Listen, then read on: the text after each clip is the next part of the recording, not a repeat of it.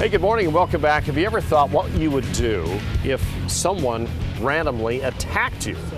Yeah, so face to face with an attacker, could you get free? I don't think men think about this a lot, but women, we think about it all the time. But even guys should think about it too. Yeah, You never well, know. we sent 3 of our 2 news producers out to answer that question. So we set up some hypothetical scenarios.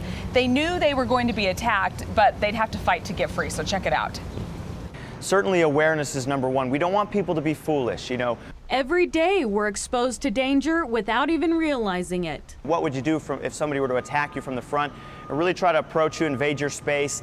Self-defense expert Dallas Lawrence says the key to survival is staying alert. We find that the number one thing you need to do is just break free from the freeze factor. You know, when you're in that situation and somebody's attacking you and scares you, it's really easy to freeze up like a deer in headlights. It's easier said than done, so we had Dallas put 3 of our producers to the test. Told to act out a common scenario, all each woman knew was that at some point they'd be attacked, and they'd need to do everything in their power to escape. First person we attacked was Tasia. As I was hiding somewhat behind bushes, what we wanted to do was kind of jump out and stop her and really create a wall. She did a great job of, just reacting. She threw punches, knees, and ultimately that's one of the biggest things we want to see people do. Because I think mentally you think fight, but you have to fight and escape. You did a good job of giving me a knee to the stomach, boom, so maybe I took a step back there and then I tried to come a second time, maybe throw a kick, a hand, and then right there. Now don't come towards me, go ahead and get out of there. Had she maybe realized, okay, there's a corner that I'm approaching, potentially there could be somebody there, maybe come a little bit wider from that corner. Avoid allowing me to get close too quick. The further the distance you are from an attacker from the beginning, the more likely that attacker is going to be deterred. Katie was in a situation that a lot of young people are in. She was probably just texting, looking at something. The attacker picks up on this and is able to sneak up from behind. It's a very common attack to be grabbed from the back. Even though I saw you coming, I still was like, crap, what do I do? At least you were thinking. You know, you were thinking through things. And that's the first step. Got to get a little aggressive sometimes, right? You know, get the elbow in there, the fist, the foot. So I think that's something that really you could have done a little bit better.